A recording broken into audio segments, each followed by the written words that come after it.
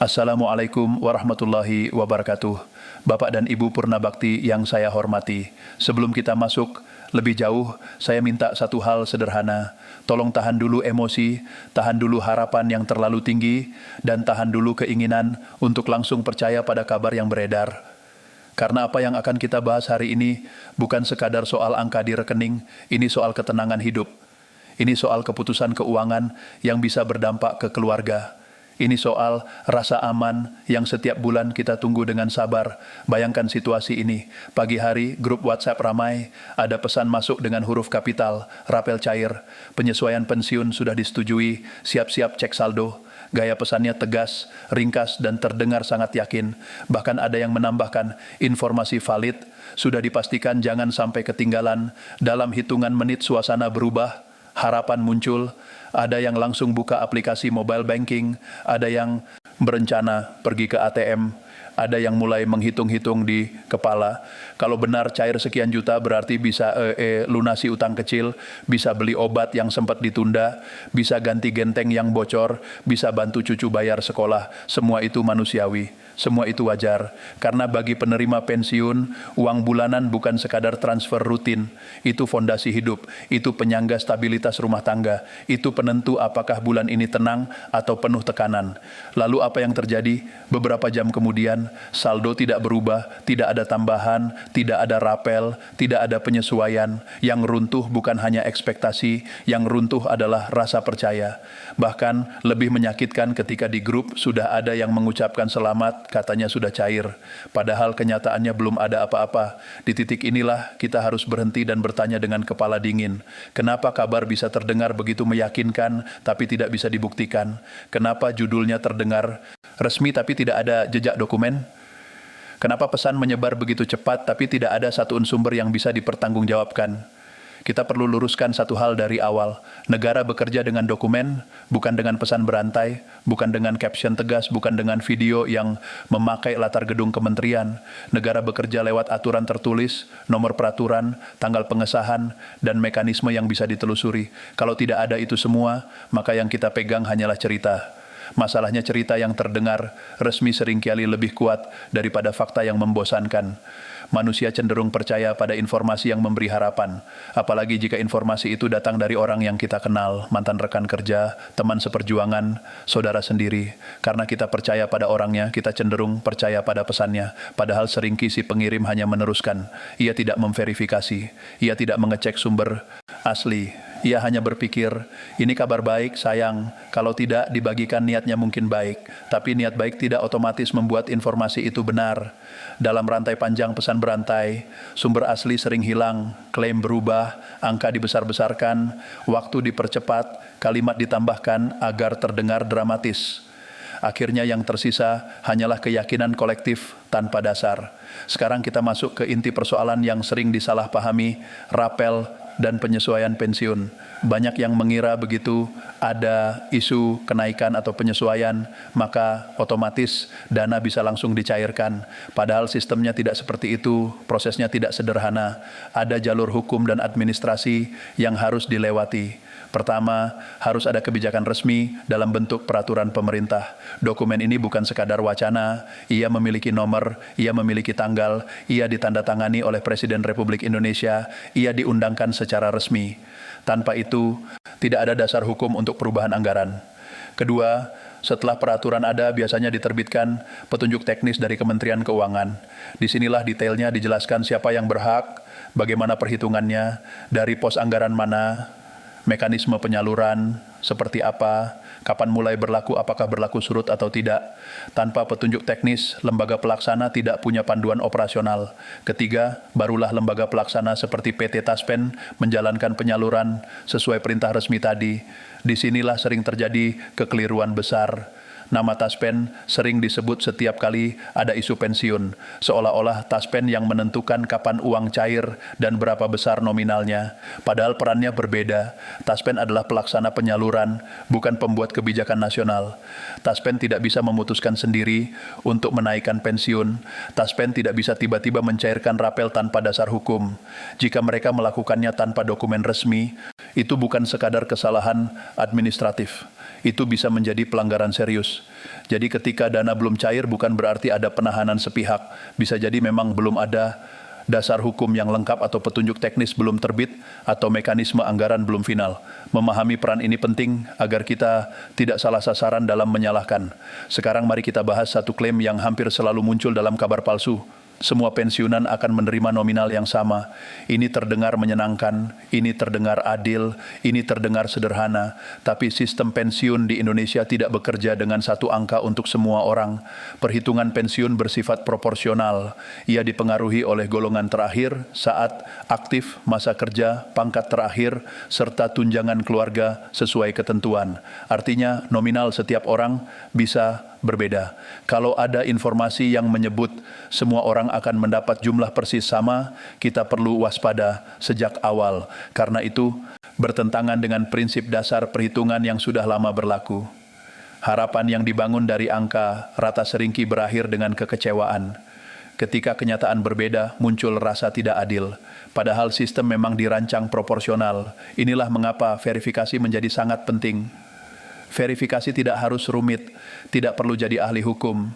Cukup tanyakan beberapa hal sederhana, ada dokumen resmi atau tidak, ada nomor peraturan atau tidak, ada tanggal terbit atau tidak, ada instansi penerbit yang jelas atau tidak.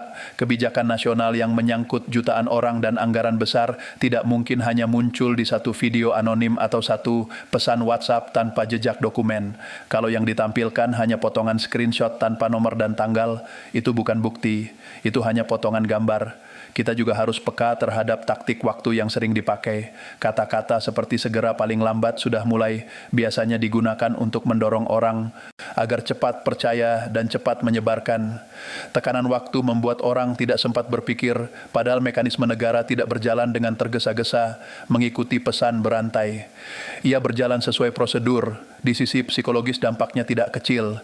Ketika orang yakin uang akan masuk, mereka mulai merencanakan pengeluaran. Ada yang membuat daftar belanja, ada yang berjanji pada keluarga, ada yang berani meminjam karena yakin rapel akan menutupnya.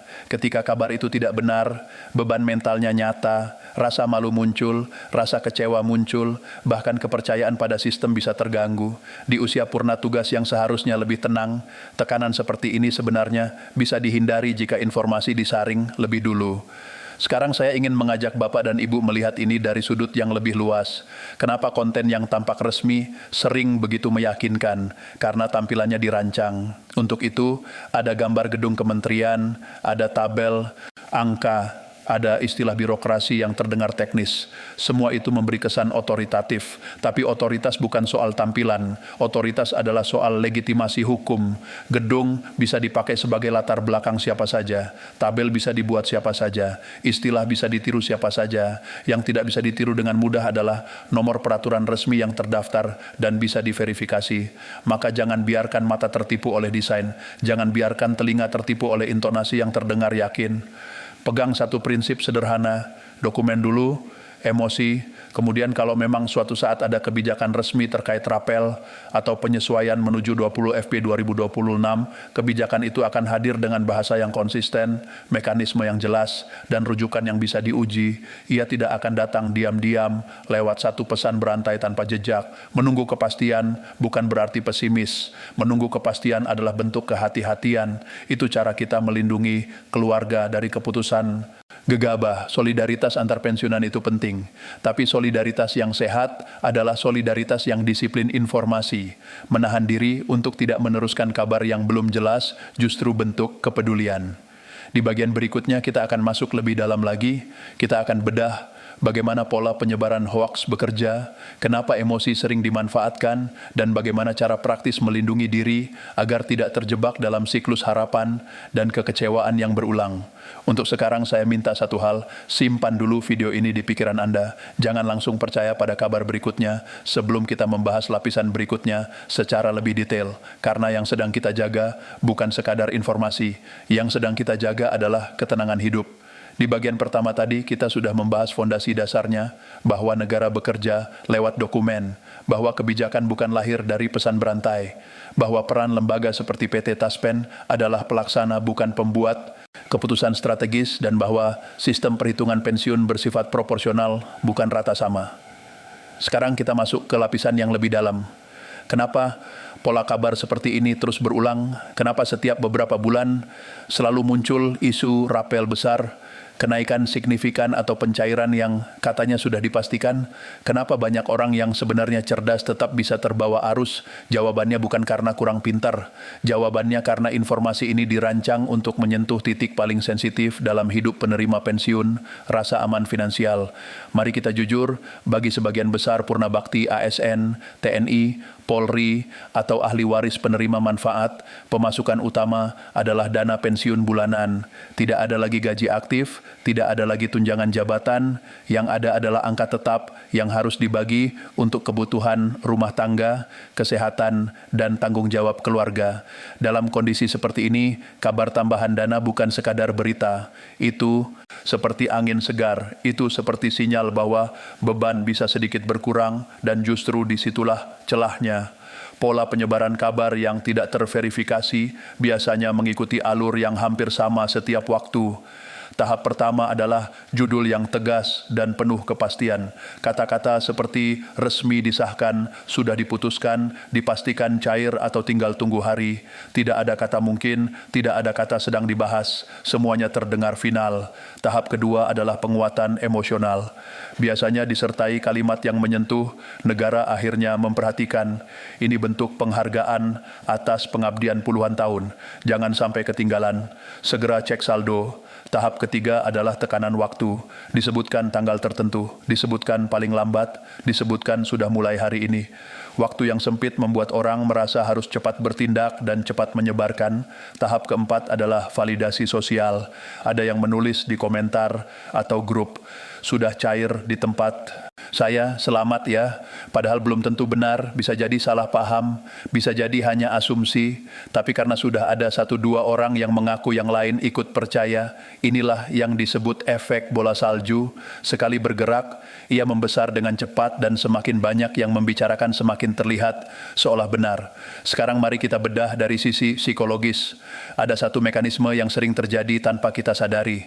Ketika seseorang sangat berharap sesuatu terjadi, otaknya cenderung mencari informasi yang mendukung harapan itu. Informasi yang bertentangan cenderung diabaikan jika ada satu pesan yang mengatakan rapel akan cair dan ada satu lagi yang mengatakan belum ada peraturan resmi. Mana yang lebih mudah diterima? Tentu yang memberi harapan bukan karena kita tidak rasional, tapi karena harapan itu nyaman. Masalahnya keputusan keuangan tidak boleh berdiri di atas kenyamanan emosional. Ia harus berdiri di atas kepastian hukum. Sekarang, bayangkan dampak nyata ketika kabar tidak benar. Ada yang sudah menjanjikan sesuatu kepada keluarga, ada yang sudah memesan barang, ada yang sudah meminjam dengan keyakinan bahwa dalam hitungan hari dana akan masuk. Ketika itu tidak terjadi, yang muncul bukan hanya kekecewaan, yang muncul adalah tekanan. Tekanan itu bisa berujung pada konflik rumah tangga, bisa berujung pada rasa malu, bisa berujung pada hilangnya kepercayaan terhadap institusi, padahal akar masalahnya bukan pada sistem resmi. Akar masalahnya adalah informasi yang tidak diverifikasi. Disinilah pentingnya disiplin informasi. Disiplin informasi artinya tidak langsung menyebarkan hanya karena terdengar baik. Disiplin informasi artinya berani berkata, saya tunggu dulu sampai ada rujukan resmi. Disiplin informasi artinya memahami bahwa kebijakan berskala nasional tidak mungkin hanya muncul dalam bentuk potongan gambar tanpa identitas jelas. Sekarang kita perjelas lagi tentang alur legal yang sering dilupakan. Jika benar ada penyesuaian pensiun atau rapel menuju 20 FEB 2026, maka harus ada dokumen resmi dalam bentuk peraturan pemerintah. Dokumen ini memiliki nomor, tahun, dan tanggal pengesahan. Ia bisa dilacak. Ia bisa ditemukan di kanal resmi pemerintah. Setelah itu biasanya akan ada penjelasan lebih rinci dari Kementerian Keuangan mengenai mekanisme pelaksanaan. Dari situ baru lembaga pelaksana seperti Taspen menjalankan distribusi sesuai perintah. Tanpa rangkaian ini tidak ada ruang bagi lembaga manapun untuk mencairkan dana tambahan secara sah. Sekarang kita bahas satu hal yang sering memicu kesalahpaham keterlambatan. Kadang memang ada jeda antara terbitnya kebijakan dan realisasi di lapangan. Jeda ini bisa terjadi karena penyesuaian sistem proses administrasi atau sinkronisasi data penerima. Tapi jeda bukan berarti penahanan sepihak. Menuduh lembaga menahan dana tanpa dasar justru memperkeruh suasana. Lebih bijak memahami bahwa sistem publik melibatkan prosedur yang harus dipatuhi. Perlu diingat, setiap rupiah yang dibayarkan bersumber dari anggaran negara. Anggaran negara memiliki aturan yang ketat, tidak bisa sembarangan dipindahkan atau ditambahkan tanpa dasar hukum yang jelas. Jika ada yang mengatakan dana sebenarnya sudah ada, tapi sengaja ditahan, kita perlu bertanya, dasar klaimnya apa, dokumennya mana, siapa yang mengeluarkan pernyataan resmi. Tanpa itu, kita hanya berputar dalam asumsi. Sekarang saya ingin mengajak Anda melihat dari sisi yang lebih personal. Masa purna tugas adalah fase yang seharusnya lebih tenang setelah puluhan tahun mengabdi. Wajar jika yang diharapkan adalah stabilitas. Tidak perlu lagi drama, tidak perlu lagi ketidakpastian yang tidak perlu. Karena itu, menjaga ketenangan menjadi tanggung jawab bersama. Salah satu caranya adalah dengan menolak menjadi bagian dari rantai penyebaran kabar yang belum jelas. Jika suatu saat benar ada kebijakan baru, kabar itu tidak akan bersembunyi. Ia akan diumumkan melalui kanal resmi. Ia akan dibahas secara terbuka. Ia akan memiliki nomor dan tanggal yang jelas. Dan ketika itu terjadi, barulah kita bisa menyusun rencana dengan tenang. Sekarang mari kita bahas satu strategi praktis untuk melindungi diri. Setiap kali menerima kabar tentang rapel atau kenaikan, lakukan 4 langkah sederhana dalam pikiran Anda. Pertama, berhenti sejenak, jangan langsung bereaksi. Kedua, tanyakan sumbernya apakah ada rujukan dokumen resmi. Ketiga, cek konsistensi informasi apakah sesuai dengan prinsip perhitungan proporsional yang berlaku. Keempat, tunda keputusan keuangan sampai ada kepastian yang bisa diverifikasi. 4 langkah ini terdengar sederhana, tapi jika benar-benar dijalankan dampaknya besar. Karena yang sering membuat orang terjebak bukan kurangnya informasi. Yang membuat terjebak adalah reaksi yang terlalu cepat. Di era digital, kecepatan sering dianggap keunggulan. Tapi dalam urusan keuangan dan kebijakan publik, kehati-hatian jauh lebih berharga daripada kecepatan. Sekarang saya ingin menegaskan satu hal penting lagi. Jangan pernah merasa bersalah karena memilih menunggu kepastian. Jangan merasa ketinggalan hanya karena tidak ikut menyebarkan kabar yang belum jelas. Justru sikap seperti itulah yang menunjukkan kedewasaan. Menjaga kepala tetap dingin bukan berarti tidak peduli. Justru itu bentuk kepedulian terhadap diri sendiri dan keluarga. Kita semua ingin yang terbaik. Kita semua ingin penghargaan atas pengabdian panjang. Tapi penghargaan yang sah datang melalui mekanisme resmi, bukan melalui kabar yang beredar tanpa dasar. Di bagian berikutnya nanti, kita akan masuk ke penutup yang lebih kuat.